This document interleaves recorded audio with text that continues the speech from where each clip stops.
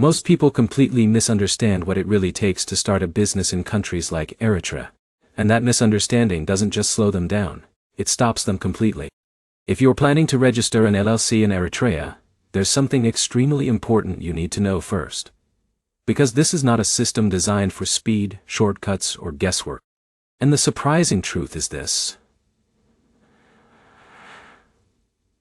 Eritrea is one of the least explored business environments in the world, which means that for the right person, the opportunity can be unique, but only if you understand how to navigate it properly. Let me show you exactly what that means. Michael had always been drawn to emerging markets. While most entrepreneurs focused on saturated economies, he looked for places where competition was low and long-term potential was high. That mindset led him to Eritrea, a country on the Red Sea, strategically located, with untapped sectors and a growing need for development. He saw potential, so he made a decision. He would start a small logistics support company, helping businesses connect with regional trade routes. Simple idea. But here's where things get interesting. The moment he began researching how to register a company in Eritrea, he realized something very quickly. This wasn't going to be like setting up a business in the United States, or even in many other African countries. The system was different. More controlled. More centralized. More dependent on approvals. And this is where the first misunderstanding happens. Eritrea does allow private businesses, but the process is closely regulated by government authorities. So when people refer to an ALCE in Eritrea, they are usually talking about a limited liability company structure recognized under Eritrean commercial law. But here's the problem. The process is not standardized in the way many entrepreneurs expect. And that's where things can go very wrong. Let's break this down step by step, the way someone should have explained it to Michael from the beginning. The first thing you need to understand is that starting a business in Eritrea typically requires government approval before registration even begins. This is not just paperwork. This is evaluation. Authorities want to understand what your business will do, how it will operate, and whether it aligns with national priorities. And this is where it gets serious. Zara, an entrepreneur from California, wanted to open a small import-export business in Eritrea. She assumed she could simply register a company and begin operations. But when she submitted her proposal, she faced her first major obstacle. Her business concept needed approval. And here's where things get interesting. Approval is not guaranteed. The government assesses whether the business contributes to the economy, creates value, or aligns with strategic sectors. This is where it gets dangerous. If your proposal is unclear or doesn't demonstrate value, it may be rejected.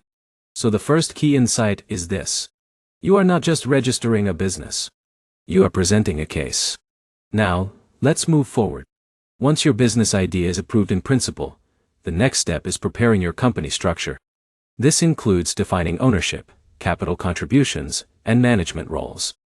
And here's where things get interesting again. Foreign ownership in Eritrea can be subject to restrictions or additional scrutiny. David, an investor, wanted full ownership of his company. But he quickly realized that certain sectors required local participation or special permissions. And this is where many people make assumptions. They assume they can operate freely. But Eritrea's system emphasizes control and oversight. So understanding ownership rules is critical. Now let's talk about documentation. Once your structure is defined, you need to prepare official documents. This includes your articles of association, identification documents, and business plan. But here's the detail most people miss. Documentation requirements can be very strict, and may need to be reviewed by multiple authorities. Emily, a consultant, worked with a client who underestimated this step. They submitted incomplete documentation, thinking it could be corrected later. But this is where it gets frustrating. The process was paused until everything was corrected. And delays in Eritrea can be longer than expected. So preparation is key. Now once your documents are ready, the next step is formal registration with the Ministry of Trade and Industry. This is where your company becomes legally recognized. But here's where things get interesting. Approval at this stage still depends on prior clearances. If any part of your application raises questions, it can be sent back for review. Daniel experienced this firsthand. He thought he had completed everything correctly. But a minor inconsistency in his business description caused his application to be delayed. And what happens next can test your patience. He had to clarify his business activities, resubmit documents, and wait again. So attention to detail is essential. Now let's talk about capital. In Eritrea, you are typically required to declare and sometimes deposit a minimum level of capital, depending on your business type. And this is where things can go very wrong. If your capital is too low, your business may not be approved. If it's unrealistic, it can create financial pressure. Jessica once worked with a startup that declared high capital to appear credible. But later, they struggled to meet their financial commitments. So the smarter approach is to align your capital with your actual business needs. Now once your company is registered, you move to operational setup. This includes obtaining licenses, registering for taxes, and setting up your physical presence. And here's a critical point. In Eritrea, having a physical presence is often necessary. This is not a system designed for remote-only businesses. Michael realized this when he tried to manage his operations from abroad. He needed a local office and presence to move forward effectively. So planning for logistics is essential. Now let's talk about banking. Opening a business bank account in Eritrea can be more complex than in other countries. Banks require detailed documentation and may have strict controls. And here's where things get interesting. International transactions may also be subject to additional oversight. David faced this challenge when trying to move funds into his company account. The process required approvals and documentation. So understanding financial regulations is critical. Now let's move into compliance. This is where many businesses struggle. Because registration is just the beginning. You need to follow ongoing rules, maintain records, and comply with reporting requirements. And this is where it gets dangerous. Failure to comply can result in penalties or even closure.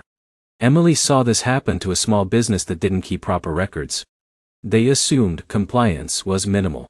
But the consequences were serious. So the key insight here is discipline. Now, let's step back for a moment. At this point you might be thinking, this sounds complicated, maybe even restrictive. And you're not wrong. But here's the insight that changes everything. Eritrea is not a volume market.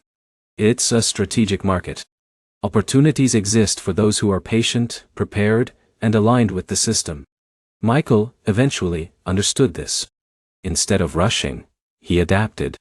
He refined his proposal. He built local connections.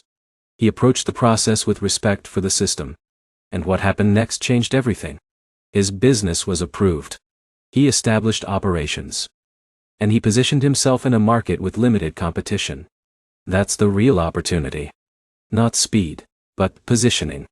Now let's bring everything together. To register an LLC in Eritrea, you need to understand that the process starts with government approval. You need a clear, valuable business proposal. You need to define ownership and structure carefully. You need complete and accurate documentation.